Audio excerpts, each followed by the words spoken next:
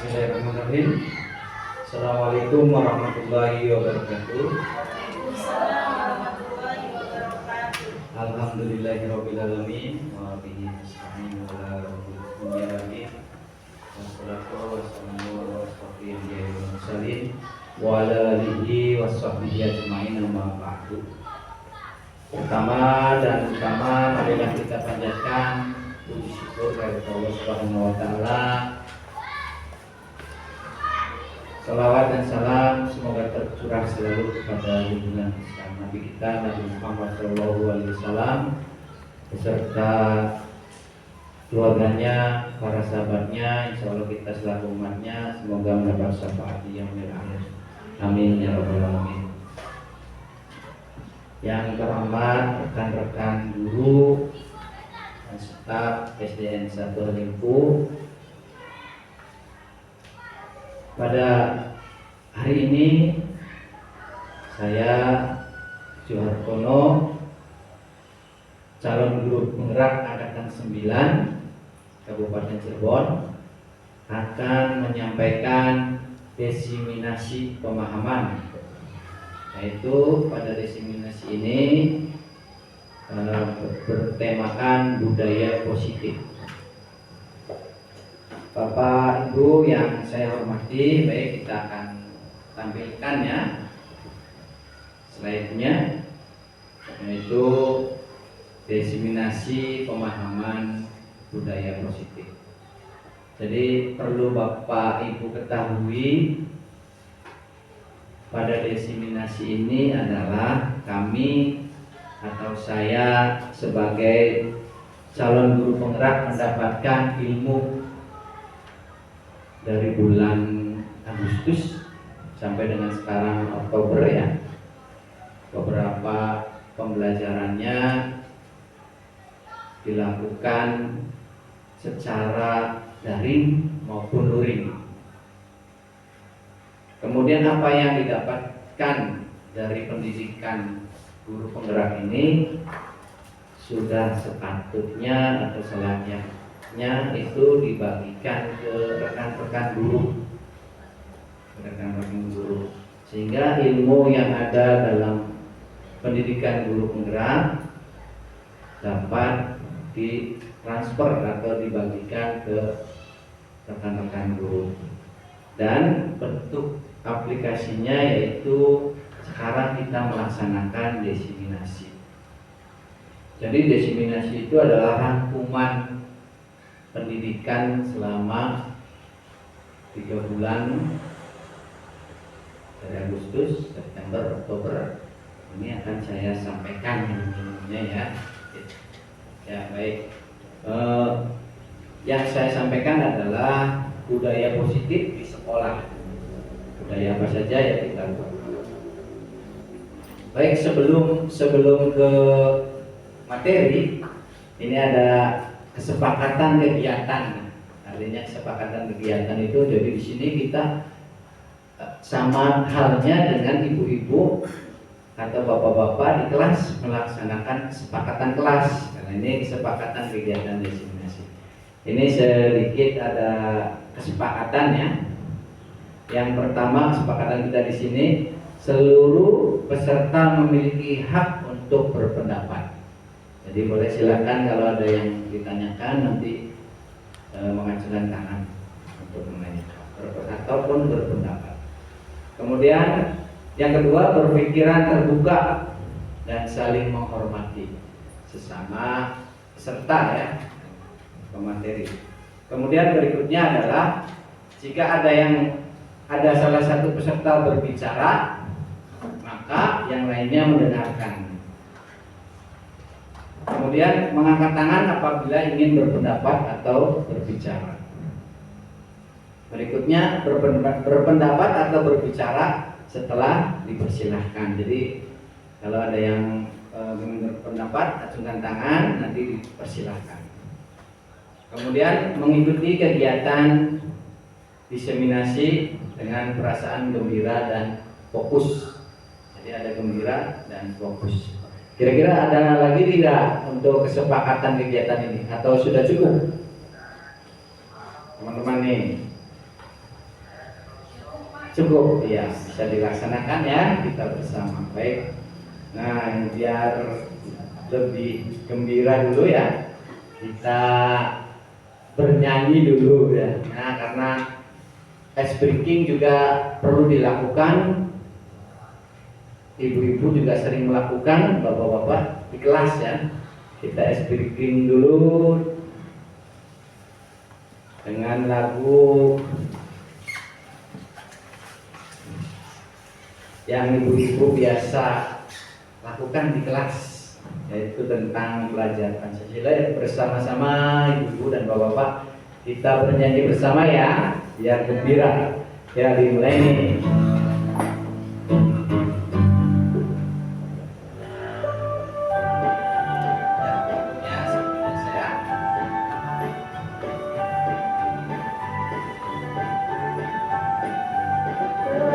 Pancasila, beriman dan bertakwa pada Tuhan Yang Esa dan berakhlak mulia, berkebudayaan global, gotong royong mandiri, kreatif dan bernalar kritis. Pancasila, beriman dan bertakwa pada Tuhan Yang Esa dan berakhlak mulia, berkebudayaan global, gotong royong mandiri, kreatif dan bernalar kritis. Ya, semuanya gembira ya. Jadi seperti di kelas ya. Seperti kelas Bapak Ibu. Ya, lagi ya. Belajar Pancasila, beriman dan bertakwa pada Tuhan Yang Esa dan berakhlak mulia, berkebinekaan global, gotong royong mandiri, kreatif dan bernalar kritis.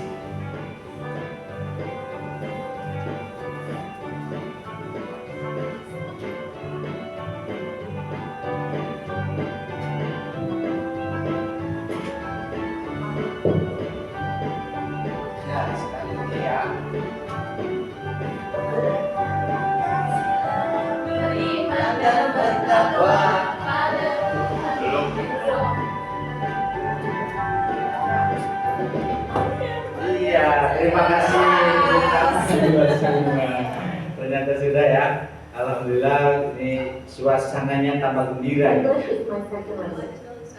As a vlogger, Ya baik, kita tadi sudah melaksanakan ini ya. Tapi ada lagi apa ya, lagu yang biasa dinyanyikan untuk anak-anak, ada lagu tentang bullying juga ya. Itu tuh lagu anak-anak. Terus satu jari tangan itu ya. Kita lihat lagi ya, sekali lagi ya, biar kita lebih gembira. Lagu anak.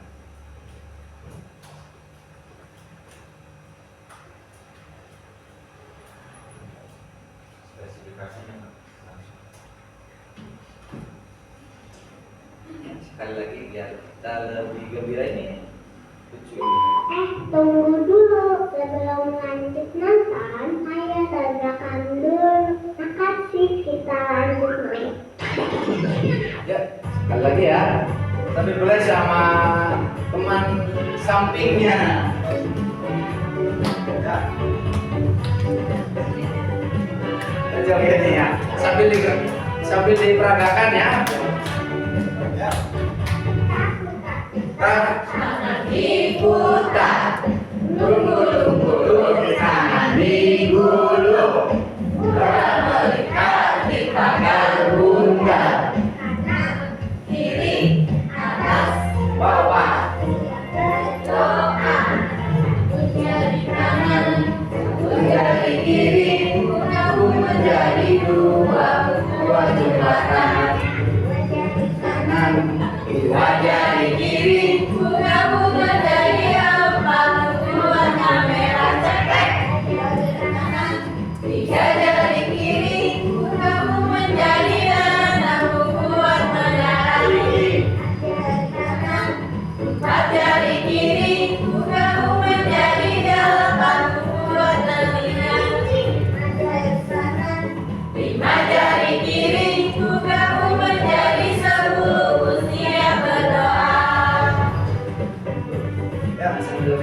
pacaran boleh. Nah, sekali lagi ya, biar seru, biar gembira.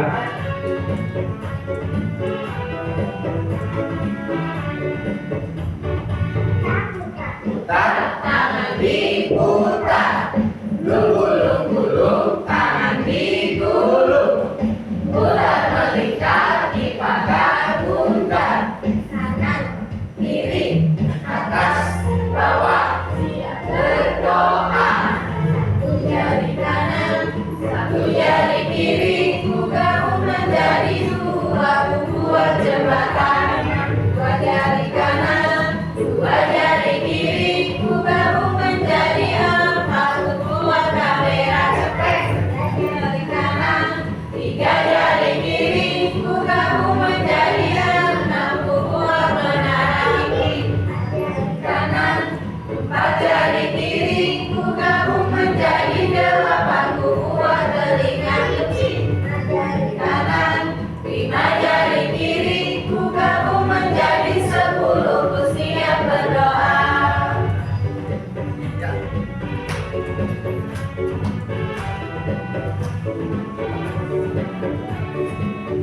Ya, terima kasih hapus dulu buat kita semua. Yang mengajarinya lebih bergembira.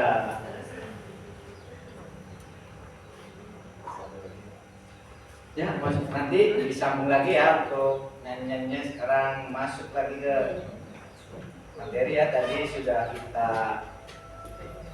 bahas, yaitu tema kali ini adalah budaya positif. Tadi kita sudah melaksanakan atau menetapkan kesepakatan kelas. Nah, tadi sudah dibahas dan disetujui ya. Baik, saya akan memperkenalkan personil kita di SDN 1 Halimpu. Ini ada yang ikut nentok sih, kenapa ini? Ini dari ibu kita dulu ya, yang senior Ibu EN sini. Lagi ayunan. Karena ngajarnya kelas 1 jadi lebih gembira. Jadi ya harus ayunan ya. Kemudian guru kelas 2 Ibu Anis, ini senyumnya rada mahal tapi suka keluar juga senyumnya. Ibu Anis ngajarin kelas 2. Kemudian kelas 3 ada Bu Windy paling tinggi, makanya ditaruh di atas karena badannya paling tinggi di antara semuanya. Kemudian kelas 3 Bu Windy, kelas 4 ini Bu Dita yang punya sawah. Bapaknya sawah ini. Ya, kemudian kelas 4 sudah, kelas 5 ini Bu Dian paling cantik jadi di depan ditaruhnya ini. Guru kelas 5. Kemudian guru kelas 6 ada Bu Ero, Mama Hisam, bukan Mama siapa kata Pak itu?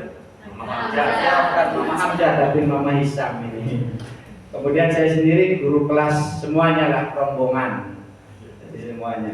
Dan ini perkenalkan, ini adalah operator kita ya, namanya Ari. Mohon maaf hari ini fotonya tidak ada lagi, tidak bisa dipisahkan. Jadi satu ini, mohon maaf Ari. Karena punyanya sayanya foto Ari yang ini. Kemudian satu lagi cantik juga Neng Leni sebagai administrasi juga. Nah, Pak J belum ke foto kan. Ini adalah profil guru-guru di SDN 1 Halimpu. Baik, kita lanjut ya. Sudah Pak Ari sudah dilihat? Ya, mohon maaf Pak Ari ya, karena fotonya. Maksudnya daripada dengan orang lain, mendingan dengan pasangan. Nah, ini ya. Ya, ini kita masuk ke budaya positif. Apa sih budaya positif? Nah, kita lihat ya, Bapak Ibu. Budaya positif merupakan perwujudan dari nilai-nilai kebajikan atau keyakinan universal yang diterapkan di sekolah dan berpihak pada murid dengan tujuan agar murid dapat berkembang menjadi pribadi yang kritis, penuh hormat dan bertanggung jawab.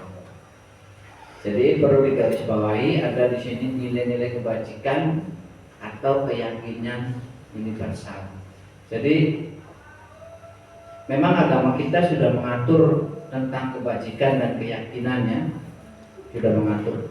Tapi ini lebih ke global, artinya yang mendunia. Keyakinan atau hal-hal kebajikan yang seluruh dunia itu menyepakati itu adalah sebuah kebaikan. Nanti kita bahas lagi apa saja sih itu, nanti ada di slide berikutnya.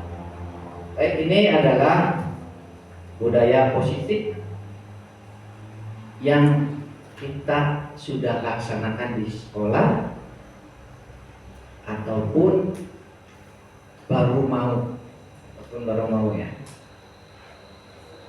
Baik, yang pertama di sini ada senyum, salam, sapa.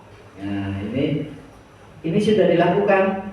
Ini sudah dilakukan antara guru dengan siswa, antara guru dengan guru, antara guru dengan kepala sekolah, antara siswa dengan kepala sekolah. Ini selalu kita laksanakan. Ya. Jadi tinggal ditingkatkan. Nanti ditingkatkannya apa yang perlu ditingkatkan dari senyum, salam, dan sapa. Kemudian berikutnya adalah kegiatan pembiasaan baik. Nah, kegiatan pembiasaan baik yang sudah kita lakukan di sekolah kita sudah banyak sekali. Yaitu salah satunya misalkan kita melaksanakan kultum di hari Jumat, kita melaksanakan hafalan surat-surat pendek, yaitu kegiatan baik. Kita melaksanakan membuang sampah pada tempatnya, disiplin kebersihan juga termasuk. Kita melaksanakan tugas anak siswa-siswa melaksanakan piket tiap hari, itu merupakan kegiatan pembiasaan yang baik.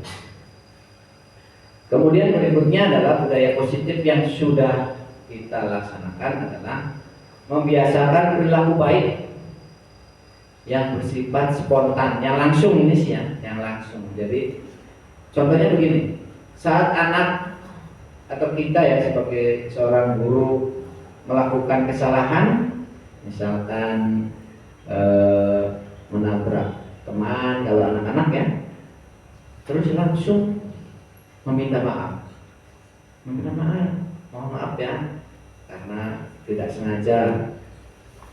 Ini merupakan perilaku yang baik yang bersifat spontan. Ada salah satu siswa membuang sampah sembarangan, kita spontan ambil sendiri masukkan ke tempat sampah, atau spontan kita menasihati anak tersebut ya yang membuang sampahnya.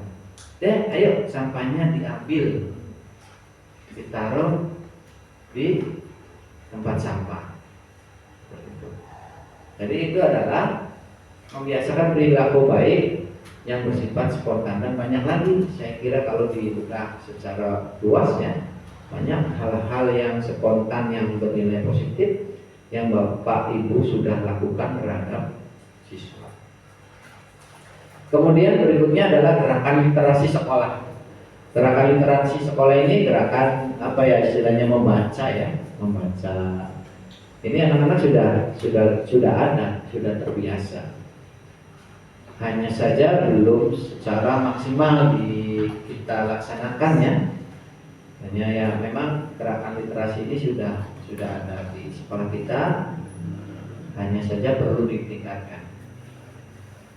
Apa yang perlu ditingkatkan? Yaitu minat baca anaknya. Bisa saja di tiap kelas dikasih dibuat pojok baca misalkan, baca ya.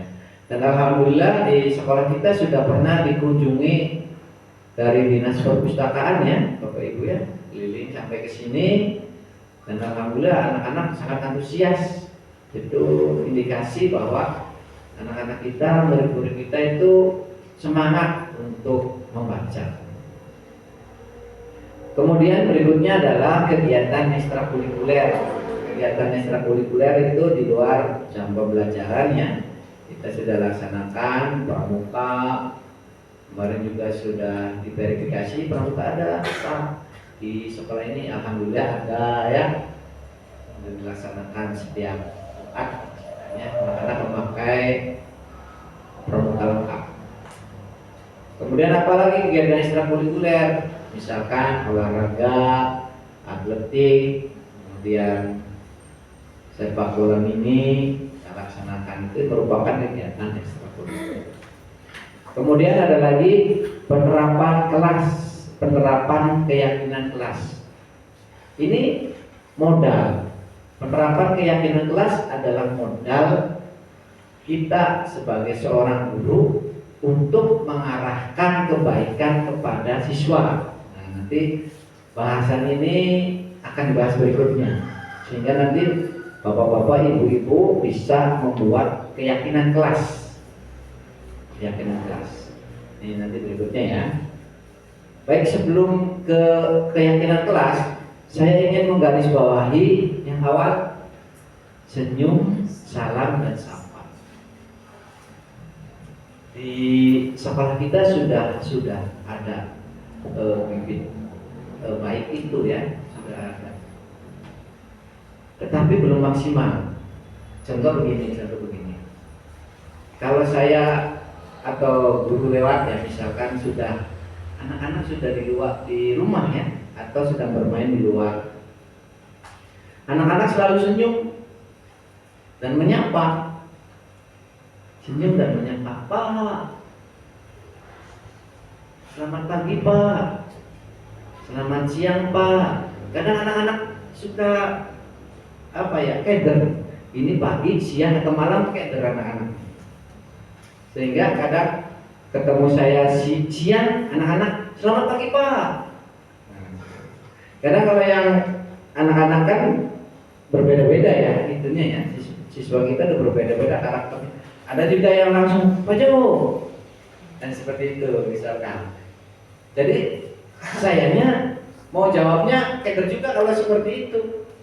Misalkan si Agung, biasanya si Agung yang kata itu, Pak Jo, masih saya Agung. Nah, jadi begitu. Tadinya tuh senyum sapa salamnya kelihatannya kurang pas ini tuh. Jadi kita akan menerapkan budaya positifnya lebih ini lagi, lebih mendalam lagi. Saya berpikir begini, alangkah baiknya kalau anak-anak yang bertemu dengan gurunya itu supaya tidak bingung, supaya tidak keder, supaya tidak seperti preman ya. Alangkah baiknya nanti rekan-rekan guru ke anak-anaknya membiasakan dengan salam, assalamualaikum. Ini sebuah doa buat kita, nanti yang dijawab juga didoakan juga. Budaya ini kita coba terapkan ya Bapak Ibu ya, setiap kelasnya ya, sehingga kalau kita bertemu dengan siswa itu tidak bingung harus seperti apa, tinggal assalamualaikum Pak, assalamualaikum Bu. Meskipun di jalan juga seperti itu. Jadi salam meskipun keras, kalau di jalan memakai salam assalamualaikum itu lebih enak, kita tidak bingung jawabnya ya. Contoh misalkan si Agung, assalamualaikum Pak. Kita ini kan misalkan lewat naik motor atau jalan kaki, waalaikumsalam, seperti itu. Nah ini belum mulai muncul di SD kita. Ini kita bersama-sama dari kelas 1 sampai dengan kelas 6 kita biasakan salam. Kalau senyum, anak-anak kita sudah punya semua, alhamdulillah. Kemudian sapa juga Pak, datang guru, datang siapa saja itu saling salaman, seperti itu. Itu sapa. Tetapi salamnya belum mengikat, belum rekat gitu. Sehingga kalau di jalan pun sambil nunggu bis telolet pun, kalau saya lewat pun bingung selamat pagi atau selamat siang, kadang-kadang waduh itunya saja. Jadi kita terapkan kebiasaan ini dengan salam assalamualaikum nanti ke anak-anak ya, ke siswa-siswa. Jadi sehingga ketemu dengan guru, ketemu dengan siapapun nanti assalamualaikum Pak, assalamualaikum Bu. Nah seperti itu. Jadi kita meskipun nadanya keras atau tinggi atau lembut, kita jawabnya bisa. Waalaikumsalam. Nanti kita biasakannya di kelas dari kelas 1 sampai dengan kelas 6. Hal ini tentunya secara mendalam sih Karena salam adalah sebuah doa ya. Jadi alangkah lebih baiknya mengucapkan salam bertemu di jalan. Hal ini juga menjadi perhatian Ibu Mobil kemarin juga. Pak Jo, apa sih yang budaya positif yang akan dilaksanakan? Banyak sebenarnya ya, tapi saya mengucapkan ini Bu, salam senyum, salam sapa. Jadi beliau tuh nanti coba kalau saya kesini lagi ada enggak siswa atau murid sudah seperti itu? Karena kemarin baru kesini tuh belum ada. Nanti siswa juga kalau ada tamu layaknya seperti di kita ya, duduk datang pada salam, assalamualaikum, cium tangan. Kalau ke Pak Ari kan semua juga tidak disuruh. Kalau ke Pak Ari sih langsung semua Pak Ari salam semua ya gitu. Jadi itu merupakan hal positif yang sudah ada tapi tidak kita arahkan sesuai dengan biar semuanya mendapatkan pahala dari Subhanahu wa Ta'ala. Ini ya, semoga bisa dilaksanakan ya Ibu ya. Baik, lanjut ke slide berikutnya.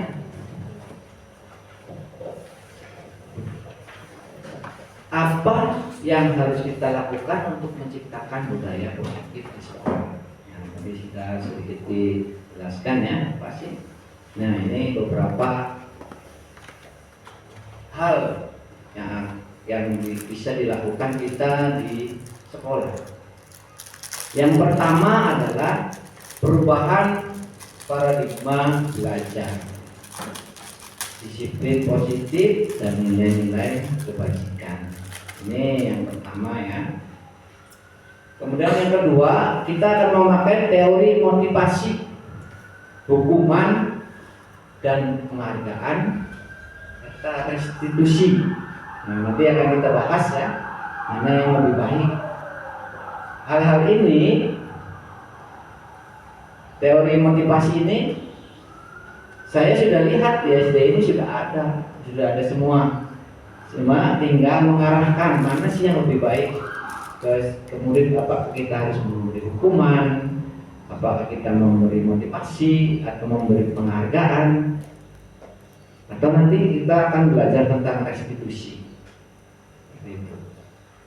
Baik, kemudian yang ketiga, hal positif yang bisa kita lakukan adalah keyakinan kelas.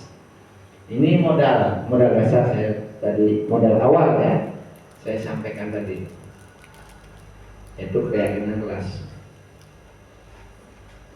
Saya teringat WN saat mengajar kelas 1 sekarang itu istimewa, anak-anaknya istimewa, anak-anaknya hiperaktif, banyak yang aktif sekali, sehingga untuk menertibkan, mengarahkan anak-anak kelas 1 ini yang sekarang ini butuh tenaga ekstra oleh WN ya, makanya sering kewalahan. WN juga, WN itu ternyata sering kewalahan untuk yang kelas-kelas 1 sekarang. Beda dengan kelas 1 yang kemarin barang si Jos ya. Ya itu sih rada ini bisa diatur. Jos kelas 2 bisa diatur. Nah, yang sekarang yang kelas 1 sekarang aktif. Kita sering melakukan menasihati tetap. Kita sering memberi motivasi juga tetap. Ayo gitu. Memang anak-anak kelas 1 sekarang ada aktif. Nah, oleh karena itu idealnya ya Bapak Ibu di awal tahun atau baru masuk itu kita membuat keyakinan kelas dengan murid-murid kita. Keyakinan kelas nanti. Ayo anak-anak kita membuat keyakinan kelas nanti. Cara membuat keyakinan kelasnya seperti apa? Karena ini merupakan keyakinan kelas merupakan dasar daripada kita untuk mengarahkan siswa sesuai dengan relnya, sesuai dengan jalurnya. Tapi nanti memakai keyakinan kelas yang dibuat bersama-sama. Dan hasilnya boleh nanti ditempel sehingga keyakinan kelas itu selalu terbaca oleh anak-anaknya. Kalau emang anak-anak kelas 1 sih belum terlalu ini, ya nanti garis-garis besarnya saja yang untuk anak-anak kelas 1. Kalau untuk kelas tinggi saya kira sudah mulai mengerti ya tentang nilai kebajikan gitu tuh. Sudah mulai mengerti, sudah bisa. Kemudian yang keempat, hal positif yang bisa kita lakukan untuk budaya positif adalah kita mengenal, kita mengetahui yaitu kebutuhan dasar manusia. Kebutuhan dasar manusia ya. Kenapa anak-anak kelas 1 tuh unik-unik seperti itu, aktif-aktif. Ini karena ada di dalam kebutuhan dasar dia. Memang kebutuhan anak-anak seperti itu. Yang bermain, yang berlari, itu kebutuhannya. Jadi anak-anak kelas 1 seperti itu ya karena memenuhi kebutuhan masing-masing. Kebutuhan anak-anak tersebut masing-masing untuk memenuhinya. Nah ini kebutuhan dasarnya. Nanti kita bahas ya. Kemudian hal positif yang harus kita lakukan adalah yang kelima itu memiliki posisi kontrol. Kita sebagai seorang pendidik atau guru nanti ada posisi kontrol kita itu harus sebagai apa yang idealnya dalam mengatur dan membina, menggiring murid-murid kita. Jadi nanti ada posisi kontrolnya. Dan dalam pendidikan guru penggerak ini akhirnya saya pun tahu si ibu guru ini posisi kontrolnya lebih condong ke arah ini, guru ini lebih condong ke arah sini. Nanti ada di depannya untuk posisi kontrol nanti dijelaskan berikutnya. Kemudian yang harus kita lakukan adalah untuk hal positif yang keenam, segitiga restitusi. Nah, segitiga restitusi ini nanti kita praktekkan. Segitiga restitusi ini adalah sebuah penyelesaian masalah antara misalkan ada yang siswa berkelahi, siswa yang malas, atau yang lainnya yang tidak membuat kondusif kelas kita. Termasuk siswa kelas 1 yang masih susah diarahkan, nanti bisa sedikit demi sedikit kita menggunakan segitiga restitusi, maka akan anak-anak sudah mengetahui arahnya. Oh, ternyata UN itu mintanya seperti ini. Nah, nanti anak-anak mulai dengan kita menerapkan nanti segitiga restitusi.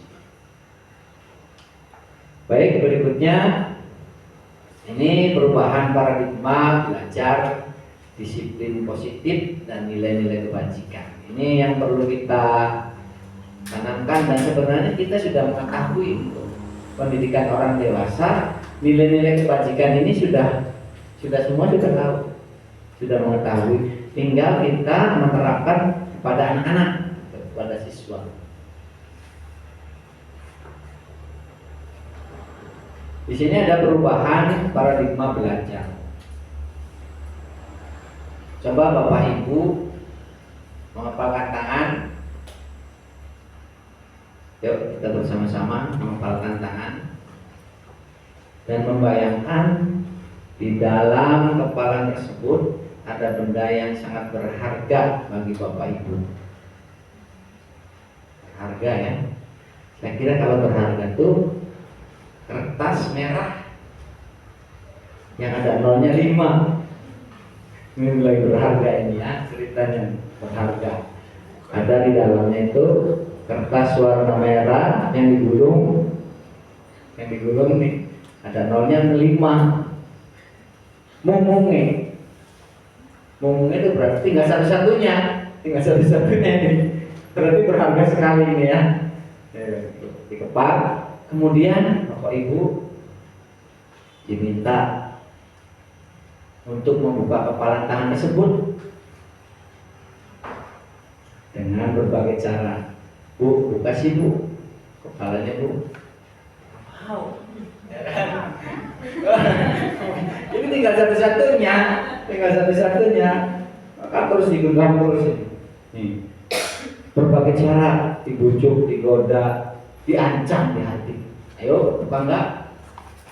Kalau nggak buka, akan diancam, misalkan dipukul atau apa ya? Nah, kira-kira Bapak Ibu akan membuka kepalan tangannya dengan bujukan, hanya dibujuk misalkan. Si buka Bu. Nah, itu dengan bujukan ya. Kemudian dengan godaan, nanti kalau dibuka saya kasih sesuatu, godaan dibuka. Atau paksaan teman, ayo buka enggak? Dipaksa ya. Ataukah bertahan dan menolak membuka kepala sampai sekuat tenaga Anda. Itu merupakan sebuah pilihan ya. Bagaimana kita mempertahankan sesuatu yang berharga untuk kita, berharga sekali untuk kita, bisa dilepaskan dengan berbagai cara ini ya. Ya, kemudian dari ilustrasi tadi kita ke perubahan paradigma belajar yang sudah kita lakukan. Kemudian kita kaitkan dengan teori kontrol Bapak Ibu sebagai guru ya. Artinya di sini ada paradigma yang sebelumnya ya, atau selama ini kita tanamkan pola pikir paradigma kita itu, dan secara teorinya harusnya seperti ini ya. Teori kontrolnya harusnya seperti ini. Contoh satu, di dalam realitasnya kebutuhan kita sama, itu merupakan stimulus responnya ya. Tetapi di teori kontrol, realitas kebutuhan kita itu berbeda. Jadi setiap siswa, setiap murid kebutuhannya memang berbeda-beda. Kalau kita telusuri lebih dalamnya, itu harus kita tanamkan dalam paradigma kita. Jadi si A dan si B itu pasti berbeda kebutuhannya, dan itu harus kita penuhi. Antara si A, si Jos yang nggak terlalu aktif, misalkan hanya duduk, dengan si siapa yang suka lari itu merupakan kebutuhan masing-masing dan berbeda-beda. Si Adrian terlalu aktif, si Jos mah diam saja, misalkannya itu merupakan kebutuhan yang berbeda. Kemudian dalam stimulus respon, semua orang melihat hal yang sama, tetapi secara teori kontrol setiap orang memiliki gambaran yang berbeda. Kita mencoba mengubah orang agar berpandangan sama dengan kita. Ini yang kadang kita pikirkan ya. Saya sebagai guru menginginkan murid itu seperti ini, ayo seperti ini. Ternyata dalam teori kontrolnya kita berusaha memahami pandangan orang lain tentang dirinya. Kadang kita hanya melihat tuh hanya dengan mata kepala kita sendiri ya. Ternyata harusnya kita juga bisa memandang dari sudut pandang orang lain, sudut pandang murid kita. Seperti itu ya. Kemudian orang lain bisa mengontrol saya. Secara teori kontrolnya hanya Anda, hanya kita yang bisa mengontrol diri sendiri. Kemudian menurut kita pemaksaan pada saat rujukan itu gagal. Ternyata dengan kolaborasi dan konsensus menciptakan pilihan-pilihan baru. Di sini nanti kaitannya dengan tadi keyakinan kelas ya, keyakinan kelas. Jadi anak kalau memukul temannya itu salah hukum gitu kan. Tetapi di sini nanti kita kolaborasi membuat konsensus menciptakan pilihan-pilihan baru. Harusnya seperti apa yang baiknya. Gitu ya. Jadi ini di sini ada teori itu stimulus respon, hal-hal yang biasa. Tapi di sini kita menggunakan pendekatan teori kontrol, yaitu sesuai dengan teori. Nanti teorinya seperti apa. Di sini disiplin positif ya, makna disiplin kita sama-sama ya. Sebelumnya mari kita tanyakan ke diri kita sendiri bagaimana kita berperilaku Mengapa kita melakukan segala sesuatu? Apakah kita melakukan sesuatu karena adanya dorongan dari lingkungan atau ada dorongan yang lain? Terkadang kita melakukan sesuatu karena kita menghindari rasa sakit atau ketidaknyamanan. Terkadang ya, kita melakukan sesuatu karena menghindari rasa sakit atau ketidaknyamanan. Nah, contohnya apa ya ini ya? Ada misalkan seorang anak memakai seragam lengkap ya, topi, dasi, sepatu juga lengkap. Hal itu dilakukan bukan karena kesadaran diri, tapi menghindari rasa ketidaknyamanan. Kalau saya tidak memakai lengkap nanti ibu gurunya ngomel, jadi akhirnya pakai lengkap. Jadi menghindari ketidaknyamanan. Terkadang kita juga melakukan sesuatu yang mendapat apa yang kita mau.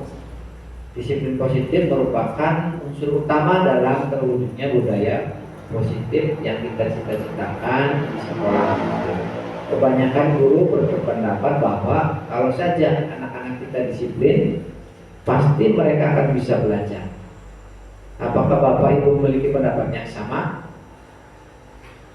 Coba.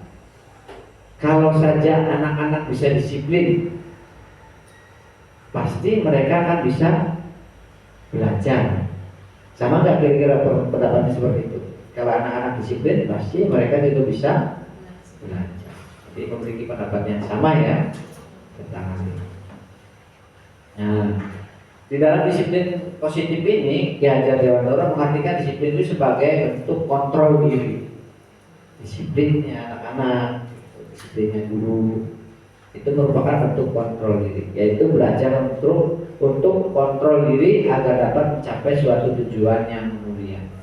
Tujuan mulia di sini mengacu pada nilai-nilai atau prinsip-prinsip mulia yang dianut atau keyakinan seseorang.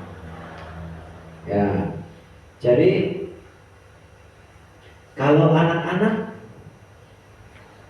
memang belum tahu prinsip-prinsip mulia itu seperti apa, bisa jadi belum tahu kenapa anak-anak kelas 1 seperti itu, tidak mau jalan, karena belum tahu adanya prinsip-prinsip mulia yang harus dianut.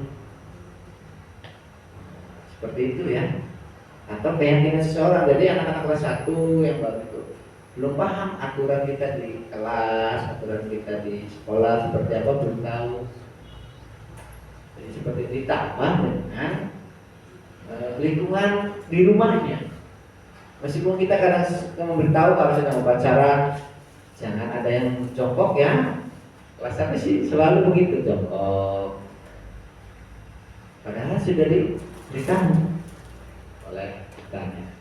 Nah, oleh karena itu nanti kita buat keyakinan kelasnya itu buatnya bersama-sama dengan siswa, bukan kita yang membuat sendirian gitu. Kemudian siswa harus mematuhi, tapi harus dibuat bersama-sama siswa sehingga siswa tersebut merasa iya ini tuh kita yang buat, kita harus laksanakan. Seperti itu. Ini tujuan disiplin positif. Yang pertama, menanamkan motivasi pada murid untuk menjadi orang mereka inginkan dan menghargai diri sendiri dengan nilai-nilai kebajikan yang mereka percayai. Jadi anak-anak yang sukses, istilahnya ya, sukses dalam hal ini adalah saat anak sudah memakai seragam lengkap dan mematuhi peraturan sekolah, bukan karena ketidaknyamanan, bukan karena ingin dihargai diberi pujian oleh guru, tetapi lebih menghargai diri sendiri, menempatkan diri sendiri dengan nilai-nilai kebajikan yang ada. Itu berarti siswa itu sudah di atas rata-rata ya. Tidak, karena sudah tidak lagi untuk dia baik itu tidak mempedulikan orang lain, tidak menginginkan pujian dari orang lain, tidak nyaman dengan omongan orang lain. Jadi anak tersebut sudah menghargai diri sendiri. Ini hal yang sangat baik ya, yang paling puncak, paling tingginya. Kemudian murid akan tetap berperilaku baik yang berlandaskan nilai-nilai kebajikan karena mereka ingin menjadi orang yang menjunjung tinggi nilai yang mereka hargai. Itu dari sikap yang dilakukan siswa dengan kebajikan-kebajikan yang ada, itu sudah tidak lagi mempedulikan dengan pujian, dengan hukuman, tapi lebih menghargai dirinya sendiri. Mudah-mudahan sudah mulai muncul di siswa kita. Jadi di sini kita akan coba kaji dasarnya ya, nilai kebajikan universal. Nilai-nilai kebajikan adalah sifat-sifat positif manusia yang merupakan tujuan mulia yang ingin dicapai setiap individu. Jadi nilai-nilai kebajikan universal ini nilai-nilai kebajikan yang sudah disepakati, istilahnya secara itunya sudah disepakati oleh orang seluruh dunia ya, oleh orang seluruh dunia universal. Jadi misalkan sikap disiplin menurut orang Indonesia itu baik, menurut orang Amerika juga baik. Itu berarti kebijakan kebajikan universal. Berarti seluruhnya menyepakati. Menolong orang lain, menurut kita di sini merupakan kebajikan. Jika di belahan dunia manapun merupakan kebajikan. Itu adalah nilai-nilai kebajikan universal semuanya. Tentunya kita sebagai umat Islam, kebijakan universal ya sudah ada di dalam Al-Quran, sudah terkandung ya dalamnya. Hanya saja ya ini lebih bersifat internasional lah, tidak melibatkan agama, tidak melibatkan suku, ras atau lain sebagai negara ya tidak. Tapi semua sepakat nilai kebajikan ini dari belahan dunia manapun gitu. Dan ini dikemukakan oleh Dian Gosen pada tahun 1998 bahwa dengan mengaitkan nilai-nilai kebajikan yang diyakini seseorang, maka motivasi intrinsiknya akan terbangun sehingga menggerakkan motivasi dari dalam untuk dapat mencapai tujuan yang mulia yang diinginkan. Jadi kalau murid kita sudah dikenalkan dengan kebajikan universal, maka itu merupakan sebuah motivasi di dalam, fisik di dalam ya, yang akan terbangun untuk mencapai tujuannya mulia. Baik, kita lanjut. Nah ini belajar Pancasila ya, kita tahu bersama tadi sudah kita nyanyikan bersama. Baik, jeda dulu sebentar menunggu adzan ya. Silakan Bapak Ibu diminum sambil menikmati snack yang ada.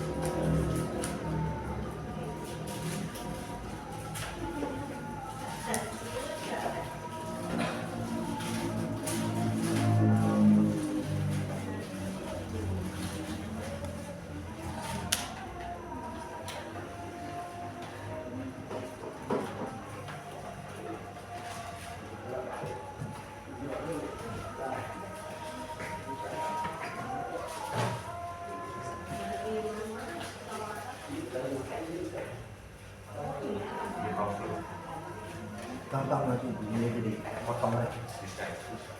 Kau potong.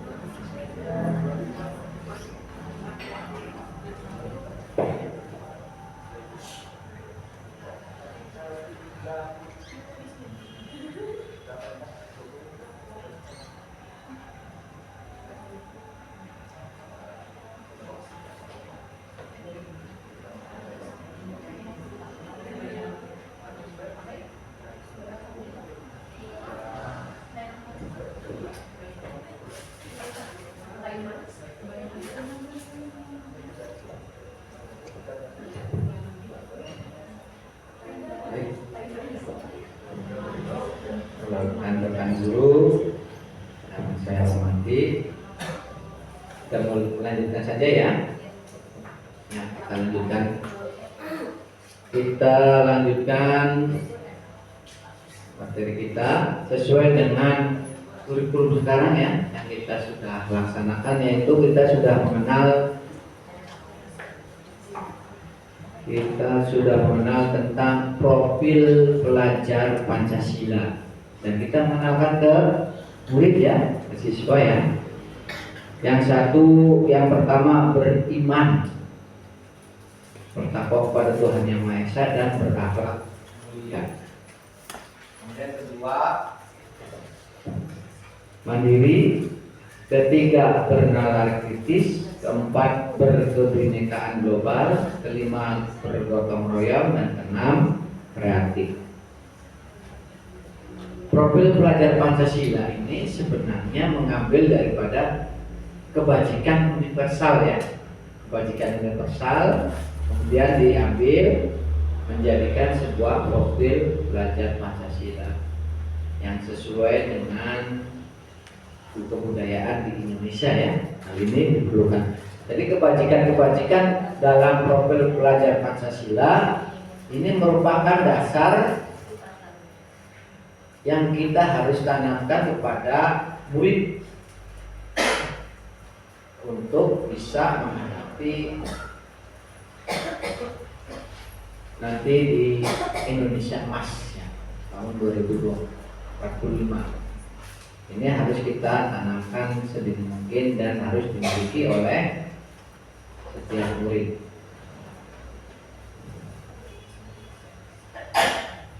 Dan ini merupakan nilai-nilai kebajikan ya, Bapak Ibu ya.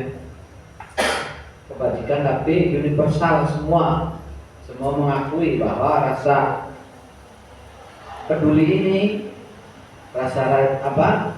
sikap rajin, integritas, rasa hormat, kemudian terus terangan, keberanian, kebahagiaan, tanggung jawab, kebersihan, kesantunan, dan seterusnya.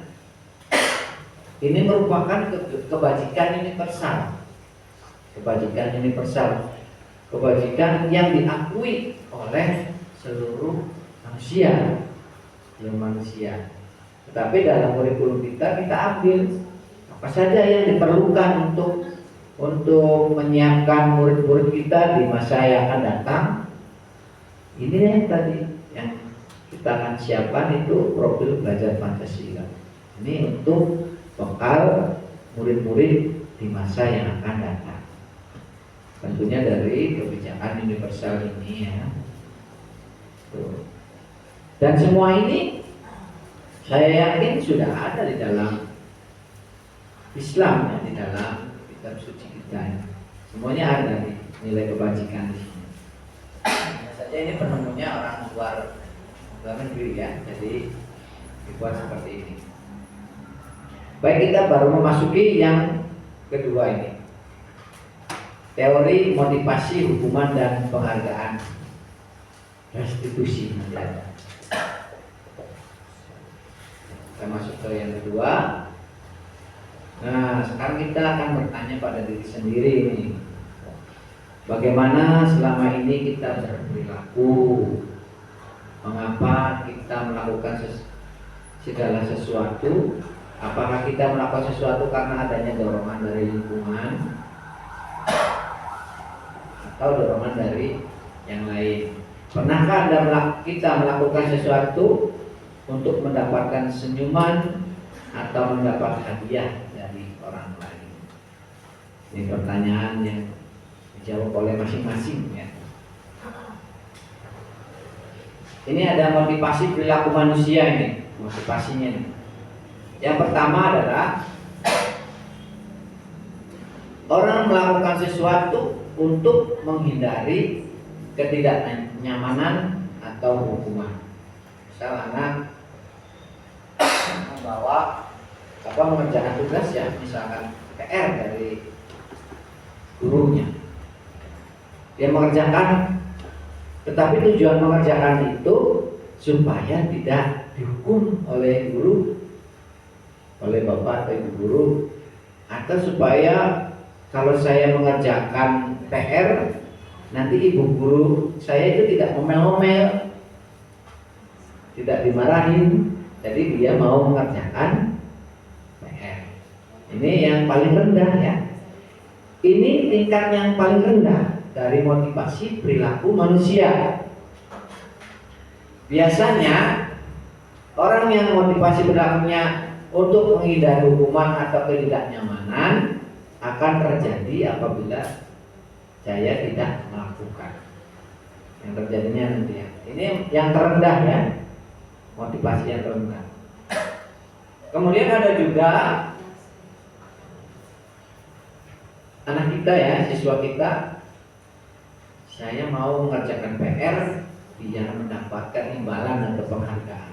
Dan juga seperti itu. Atau anak kita ya, anak langsung kita ya, saya mau melakukan itu untuk mendapatkan imbalan atau penghargaan.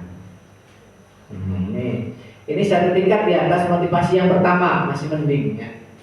Di sini orang berperilaku akan mendapatkan imbalan, untuk mendapatkan imbalan atau penghargaan dari orang lain.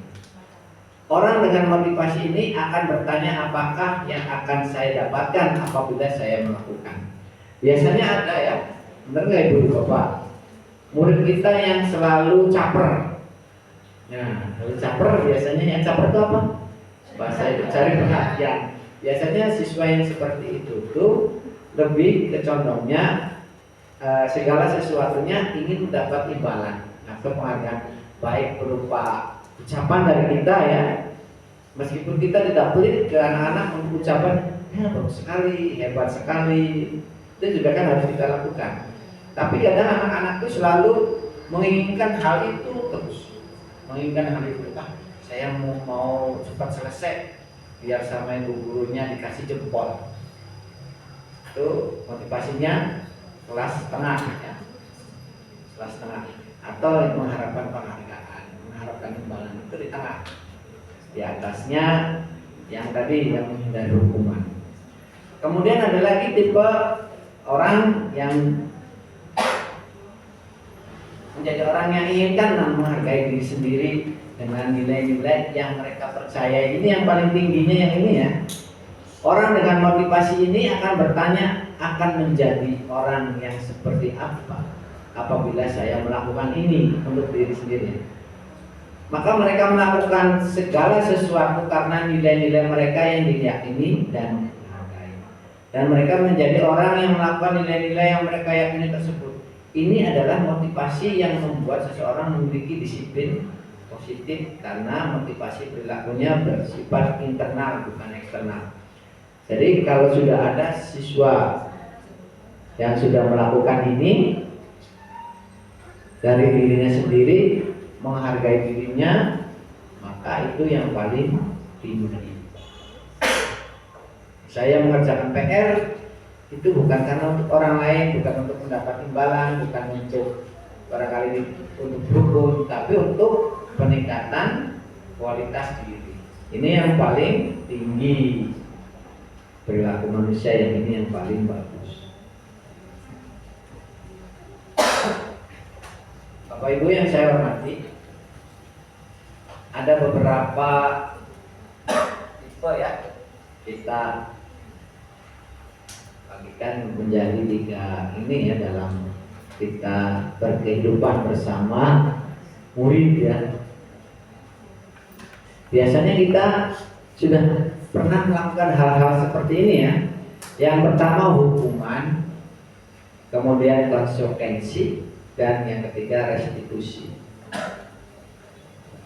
Hukuman ini biasanya sifatnya tidak terencana, tanpa ada kesepakatan, bersifat satu arah, berupa fisik atau psikis, tidak nyaman untuk murid dalam jangka waktu yang panjang. Saya dulu pernah melakukan begini. Ada siswa tidak mengerjakan PR. Oleh saya, ayo lari keliling lapangan 3 kali. Nah, itu merupakan contoh hukuman. Tidak direncanakan dari awal, tidak direncanakan, dan tidak ada kesepakatan dengan siswa tersebut. Kalau tidak mengerjakan PR nanti lari keliling lapangan 3 kali, tidak ada. Berarti itu ciri hukuman. Sudah tidak terencana, tidak adanya kesepakatan, hanya bersifat satu arah oleh seorang guru saja, kemudian berupa fisik dan psikis, itu berarti merupakan jenisnya itu hukuman. Ini kalau kita bertanya kepada diri masing-masing, pernah tidak saya melakukan hal seperti itu? Pasti setelah oh iya saya pernah seperti ini, menghukum berarti hukumannya seperti itu. Yaitu udah masa lalu ya, artinya masa lalu. Kemudian yang berikutnya adalah konsekuensi. Konsekuensi ini sudah terencana, murid mengetahui kesepakatannya. Jangka waktu pendek, data yang dapat tidak nyaman untuk murid untuk jangka pendek. Jadi sudah terencana dan murid sudah tahu kesepakatannya. Misalkan Bapak Ibu sudah pernah ngomong ke murid, sudah pernah bicara, anak-anak besok kita memakai seragam olahraga ya, mau olahraga. Kemudian besoknya ada siswa yang tidak memakai seragam olahraga. Sudah dibicarakan kalau yang tidak memakai seragam olahraga nanti hukumannya nanti konsekuensinya menyapu kelas. Sudah kesepakatan dengan siswa ya. Dan besoknya terjadi ada siswa yang tidak memakai seragam olahraga. Ya udah, konsekuensi. Kamu harus menyapu kelas. Karena ini bukan hukuman tapi konsekuensi. Jadi sudah disepakati awalnya ya. Ada dengan hukuman begitu. Kemudian yang ketiga adalah restitusi.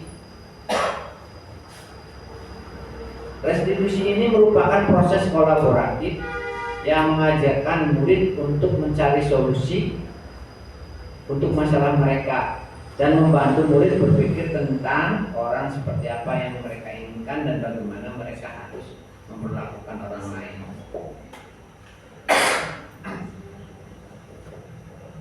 Bedanya lagi di sini restitusi. Jadi tadi yang pertama hukuman memang tidak baik buat perkembangan siswa. Kemudian dengan ada konsekuensi, itu juga masih kurang bagus. Sekarang ada restitusi. Nah, restitusi itu anak punya kesalahan, tetapi kita mengarahkan bagaimana cara agar anak tersebut mencari solusi bagaimana kesalahan itu tidak terulang dan apa yang harus dilakukan. Itu namanya restitusi.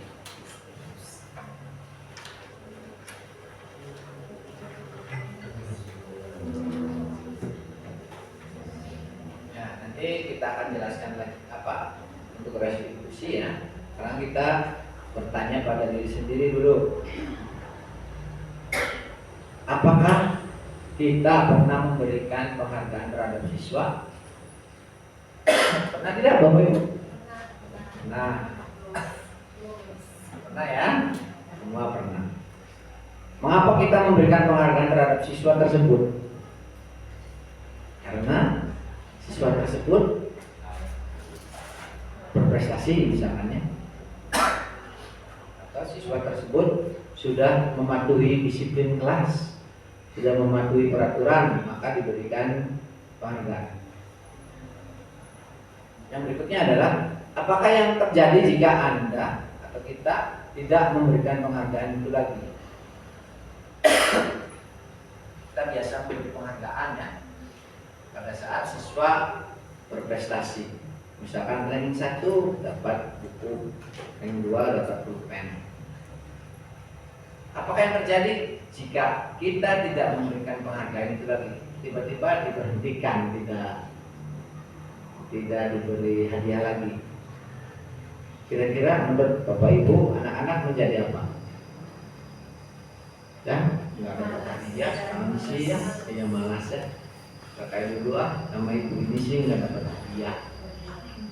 Nah, itu kaitan dengan yang tadi. Itu ya.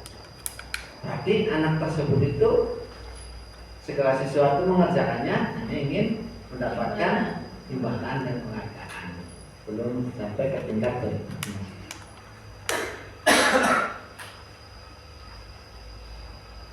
Di sini tadi ada hukuman ya, sudah dijelaskan. Tindakan memberi penghargaan nilainya sama saja dengan menghukum seseorang. Ini menurut Alfred Owen pada tahun 1993. Jadi menurut beliau ini, menurut Alfred ini, tindakan memberi penghargaan nilainya sama dengan menghukum siswa. Dihukum oleh penghargaan. Penghargaan mengurangi ketepatan. Jika memberikan penghargaan pada siswa yang kurang tepat dalam memberikan jawaban, penghargaan menurunkan kualitas. Murid-murid diminta berpikir mengenai hadiah atau penghargaan yang bisa mereka dapatkan bila berhasil menulis sebuah puisi. Penghargaan mematikan kreativitas. Kreativitas kelompok murid-murid ini menjadi berkurang dibandingkan dengan yang tidak diberitahukan tentang hadiah yang bisa diterima oleh mereka. Penghargaan menghukum. Jika suatu penghargaan diharapkan namun Anda tidak mendapatkannya, Anda akan merasa dihukum. Kemudian motivasi dalam diri. Jika kita memberikan penghargaan kepada seorang anak pada saat dia sedang merasa bangga dengan pencapaiannya sendiri, maka kita akan mengambil kegembiraan yang saat itu sedang dirasakan secara alami. Ini secara teori ya.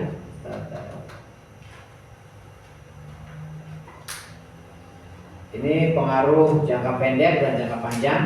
Jika kita menggunakan penghargaan lagi dan lagi, maka orang tersebut akan bergantung pada penghargaan yang kita berikan, serta kehilangan motivasi dari dalam. Penghargaan tidak efektif jika kita memberikan seseorang suatu penghargaan untuk melakukan sesuatu, maka kita terus-menerus memberikan penghargaan itu. Jika kita ingin orang tersebut meneruskan perilaku yang kita inginkan, jadi penghargaan itu meskipun bisa jadi sebagai motivasi, bisa juga sebagai hal yang negatif ya, bisa juga sebagai hal yang negatif. Karena kalau siswa sudah segala sesuatunya dari dalam diri itu sudah menghargai diri, maka sudah tidak lagi mengharapkan penghargaan, mengharapkan hadiah seperti itu.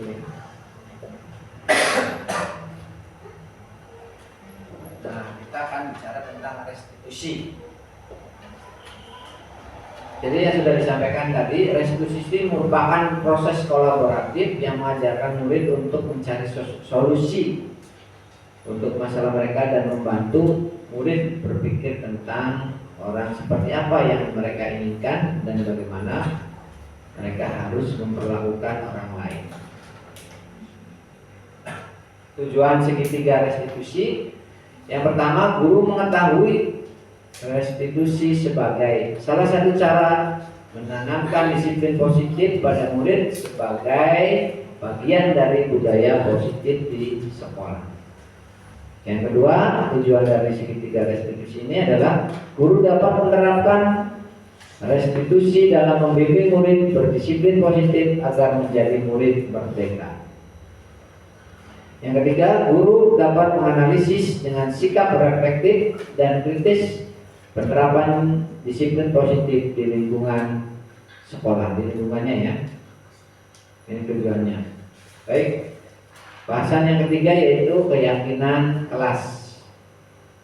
Keyakinan kelas. Nah, sekarang Bapak Ibu bisa lekat jawabannya ya. Ini ada pertanyaan pemantik ya. Mengapa sih kita memiliki peraturan tentang penggunaan helm pada saat mengendarai kendaraan roda 2 atau motor? Kemungkinannya jawabannya adalah untuk keselamatan. Ada lagi yang tadi yang masih rendah, misalkan barangkali ditilang, barangkali ditilang, ini untuk keselamatan. Mengapa kita memiliki peraturan untuk menggunakan masker dan mencuci tangan setiap saat? Kemungkinan jawabannya adalah untuk kesehatan dan keselamatan. Mengapa sih keyakinan kelas bukan peraturan kelas? Nah, seseorang akan lebih tergerak dan semangat untuk menjalankan keyakinannya daripada hanya sekedar mengikuti serangkaian peraturan yang tertulis tanpa makna. Murid-murid pun demikian, mereka perlu mendengarkan dan memahami arti sesungguhnya tentang peraturan-peraturan yang diberikan. Apa nilai-nilai kebajikan di balik peraturan tersebut? Apa tujuan utamanya dan menjadi tidak tertarik atau takut sehingga hanya sekedar mengikuti serangkaian peraturan yang mengatur mereka tanpa memahami tujuan mulianya. Jadi dalam peraturan kelas itu biasanya dibuat oleh guru sendiri ya. Kemudian siswa harus mematuhi, oh iya, oh jangan begitu, oh jangan begini. Nah, mematuhi, tapi tanpa ada kesan yang mendalam ya. Mengapa sih kok diatur seperti itu? Biar apa sih tidak boleh seperti itu? Nah, itu peraturan kelas. Nanti yang akan kita buat adalah keyakinan kelas, sehingga semua merasa memiliki nantinya ya. Semua merasa mengalami dengan keyakinan kelas. Ini Kemudian nih, keyakinan kelas terbentuk berlandaskan pada nilai-nilai kebajikan dan disiplin yang diyakini oleh warga sekolah. Berikut hal-hal yang perlu diperhatikan dalam pembentukan keyakinan kelas. Nanti kita akan membuat keyakinan kelas ya. Keyakinan kelas bersifat lebih abstrak daripada peraturan yang lebih rinci dan konkret. Lebih abstrak. Keyakinan kelas berupa pernyataan-pernyataan universal. Pernyataan keyakinan kelas senantiasa dibuat dalam bentuk positif.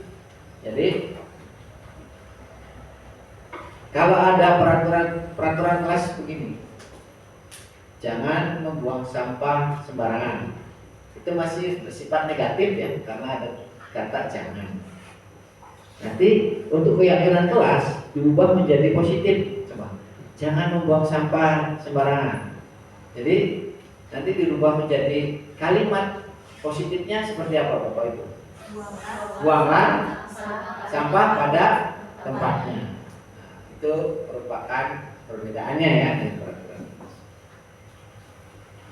Keyakinan kelas hendaknya tidak terlalu banyak sehingga mudah diingat dan dipahami oleh seluruh siswa di kelas.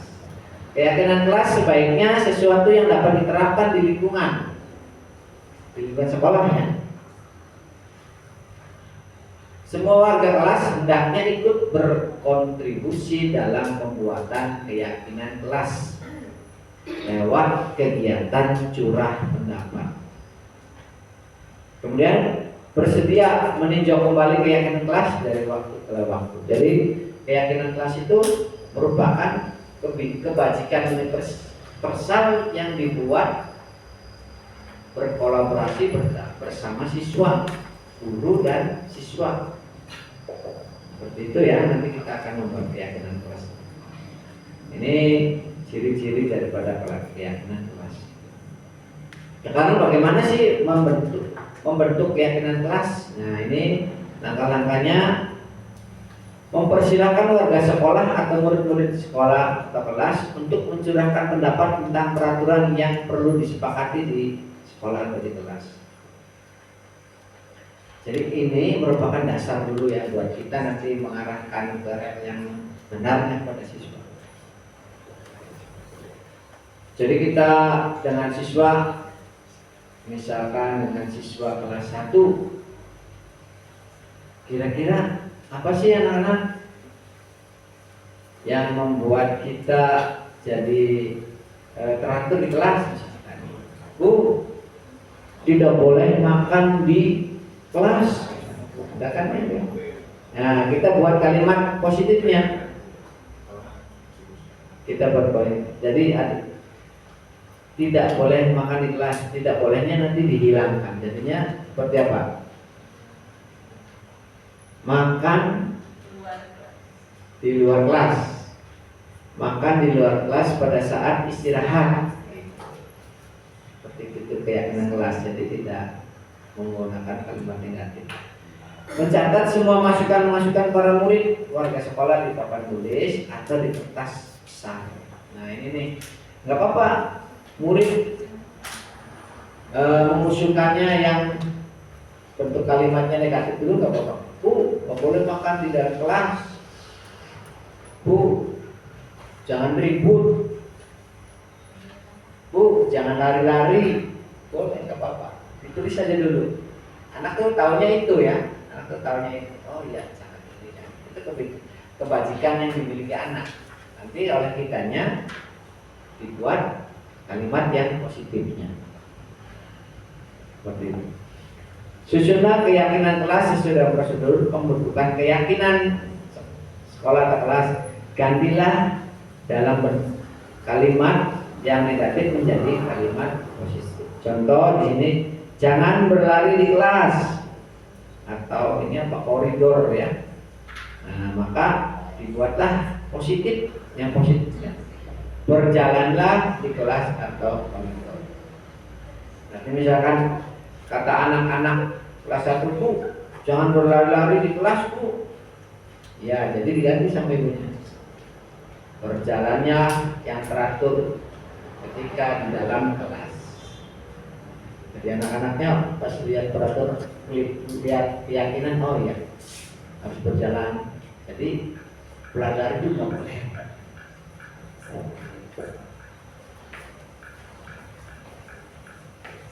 Kemudian tinjau kembali daftar curah pendapat yang sudah dicatat, tinjau ulang keyakinan kelas secara bersama-sama. Sebaiknya keyakinan kelas tidak terlalu banyak, gitu ya.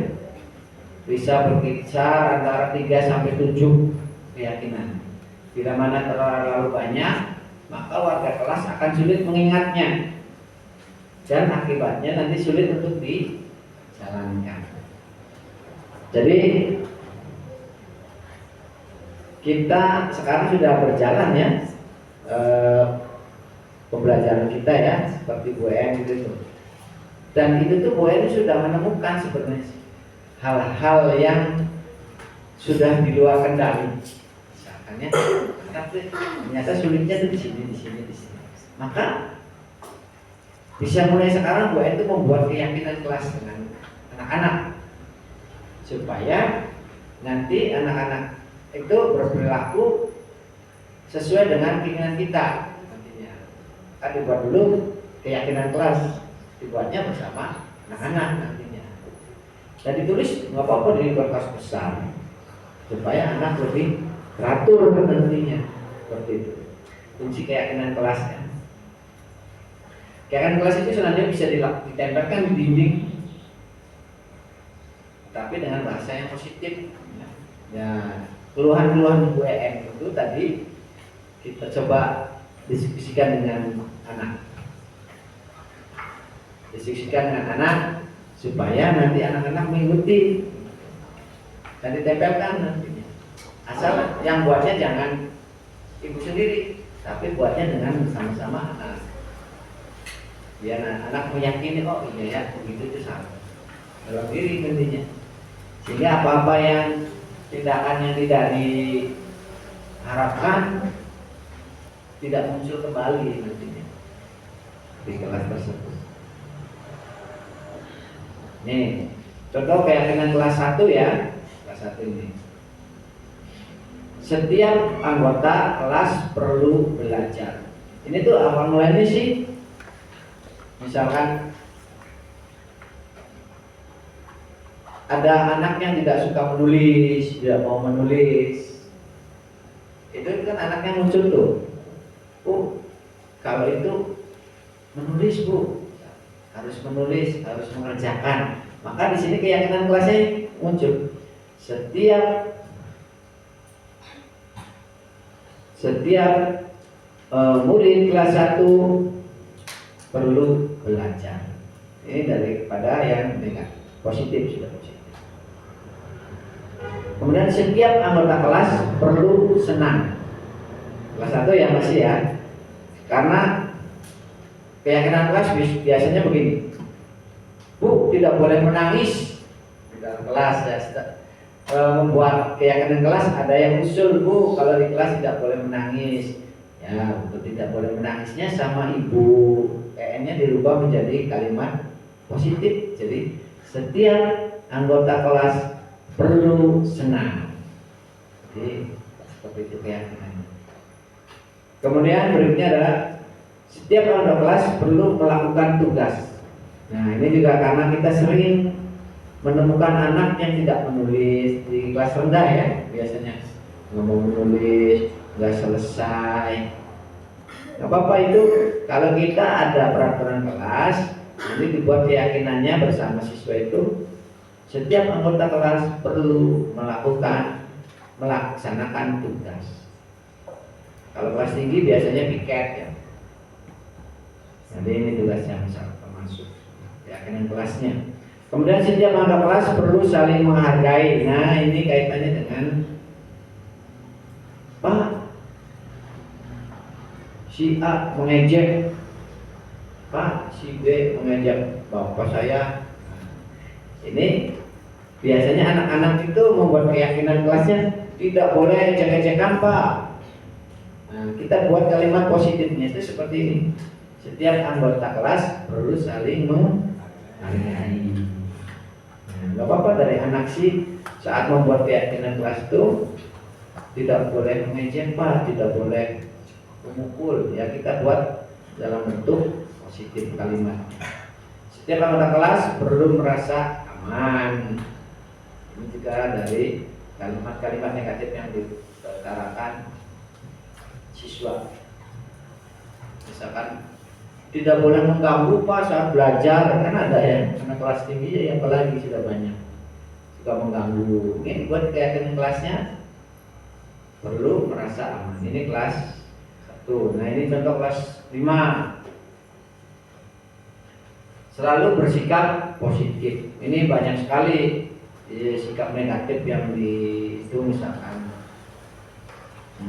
kata-kata Bu tidak mengucapkan kata-kata hewan misalkan ya, hewan berdaguan. Nah, oleh karena itu selalu bersikap positif atau dengan kata-kata yang baik. Senantiasa menjadi diri terbaik. Kemudian percaya dan menghormati orang lain serta barang miliknya.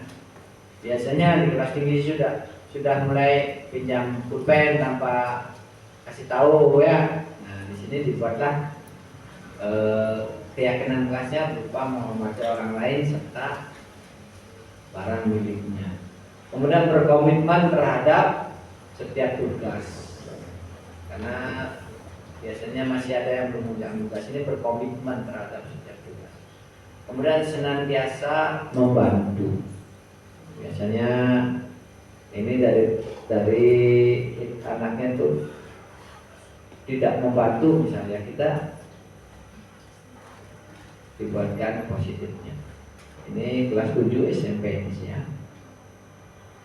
Like ini keyakinan kelas, contoh keyakinan kelas berupa kalau ingin menarik ya seperti inilah gampangnya ya, ada gambar gitu.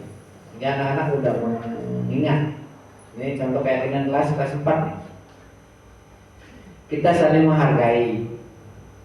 Jadi kalau ada keributan anak karena ejek-ejekan, anak-anak tinggalkan lagi keyakinan kelas kita apa?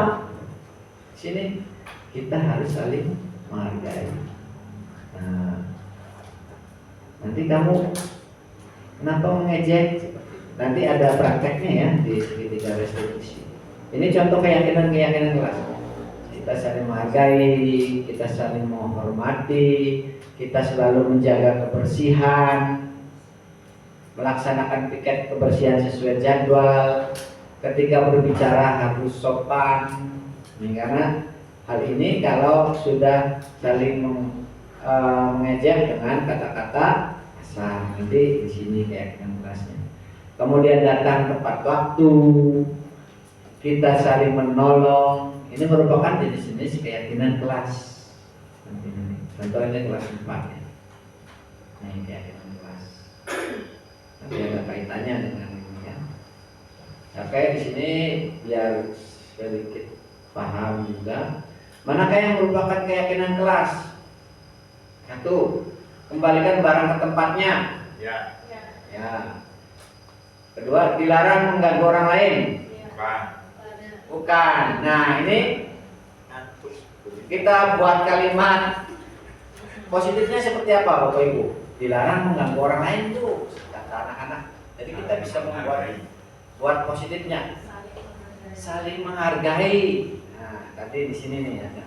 Saling menghargai. Ini mengganggu, berarti kita buat saling menghargai. Hadir di sekolah 15 menit sebelum pembelajaran dimulai. Ya. Ya apa enggak? Masuk? Ya. Kemudian dilarang melakukan kekerasan? Tidak. Nanti dibuat positifnya ya, kalimat positifnya. Misalkan saling menghormati, seperti itu. Saling menyayangi, ya kita saling menyayangi. Betul. Kemudian berikutnya, dilarang menggunakan narkoba. Tidak. Buat positifnya nanti ya. Pergantian atau menunggu giliran. Ya. Dilarang merokok. Tidak. Harusnya positifnya bagaimana? Kawasan bebas asap rokok. Ya. Gunakan masker. Ya. Berjalan di kelas atau koridor. Ya. Ini kan dilarang lari-lari sih ya. Ya. Baik, tadi ini materi berikutnya adalah kebutuhan dasar manusia. Ini yang tadi disampaikan kenapa. Ternyata kebutuhan dasar manusia itu menurut Dr. William Glasser itu ada 5. Ini yang harus kita pahami terhadap anak-anaknya. Yang pertama adalah kebutuhan bertahan hidup. Ini semuanya ya, bukan hanya siswa. Bertahan hidup itu termasuk makan, minum, keamanan. Ini berarti bertahan hidup. Kebutuhan dasar ini ya. Kedua, kebutuhan dasar manusia adalah kasih sayang dan rasa diterima. Yang ketiga, kebutuhan akan pilihan atau kebebasan memilih ya. Kebutuhan juga ini. Keempat, kebutuhan pengakuan atas kemampuan. Ini masuknya ke penguasaan. Kekuasaan ya, pengakuan atas kemampuan. Ini merupakan juga kebutuhan dasar manusia. Yang kelima, kebutuhan untuk merasa senang atau bisa melakukan hal sesuatu dengan senang. Ini adalah 5 kebutuhan dasar manusia yang harus dipenuhi. Kalau ada yang tidak terpenuhi berarti ada masalah nantinya. Banyak. Ini kebutuhan dasar manusia ya, kebutuhan bertahan hidup, tadi survival. Kemudian kebutuhan yang bersifatnya fisiologis untuk bertahan hidup, misalkan kesehatan, rumah, makanan.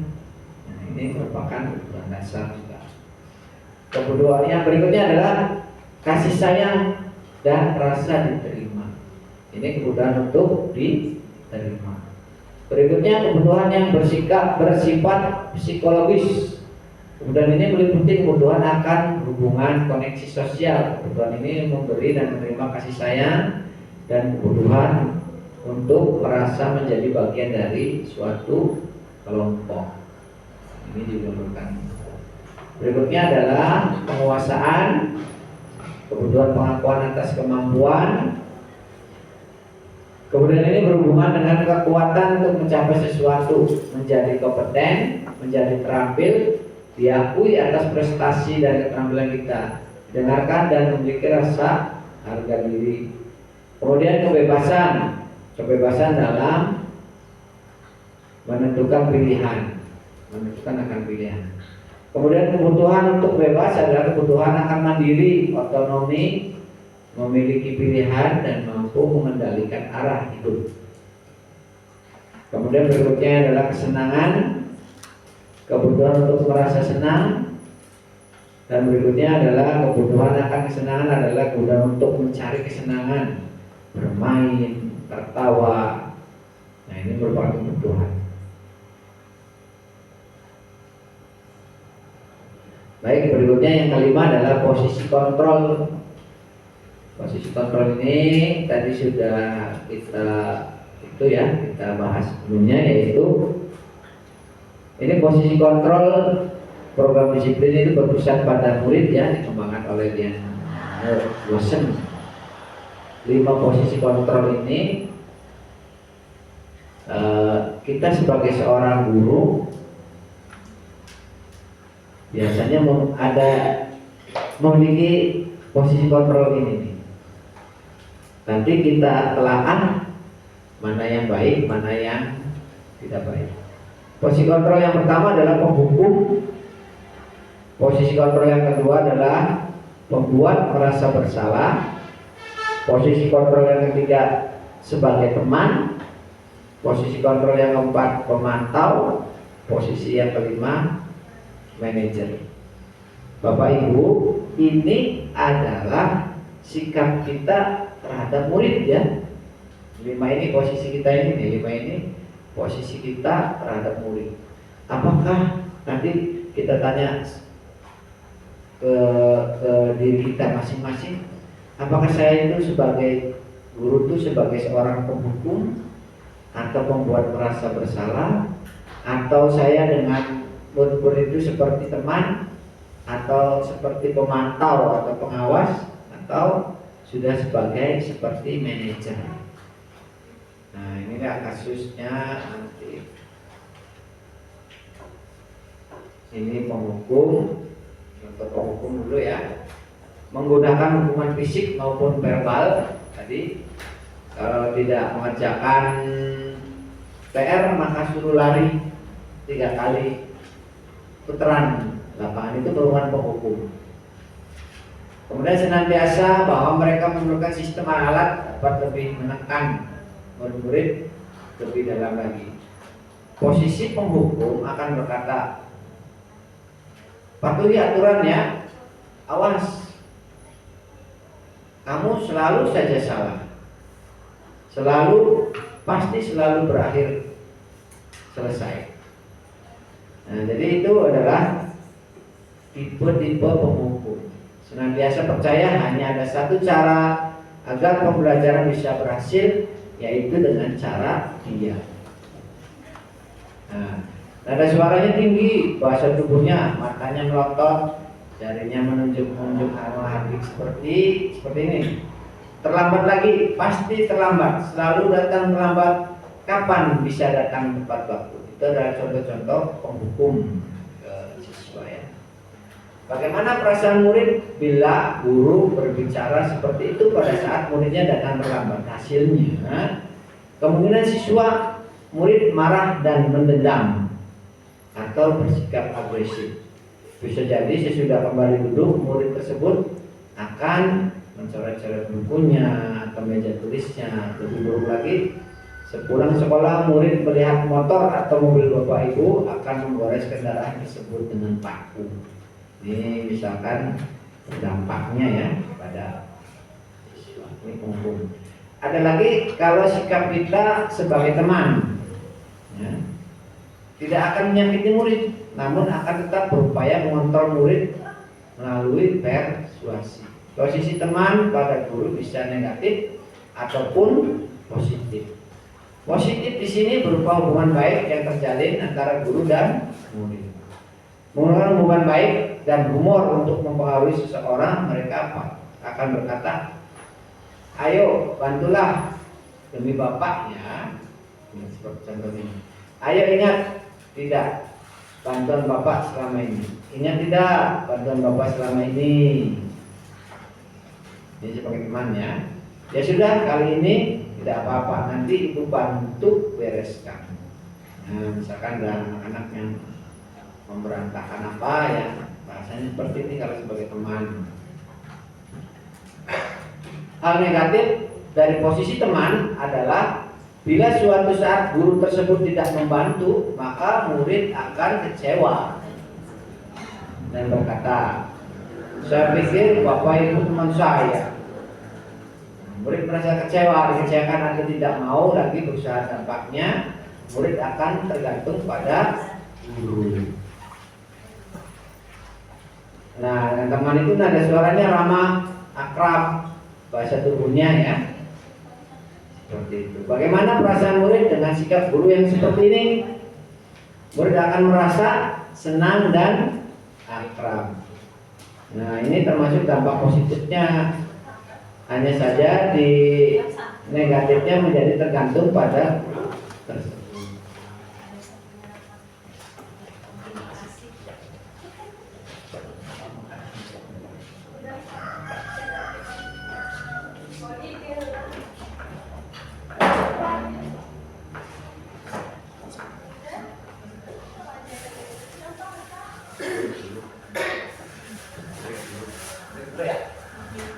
Sebelum melanjutkan dulu silakan.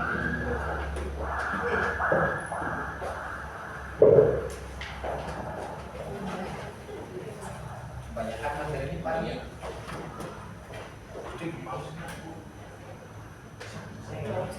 Tidak biasanya terus aja.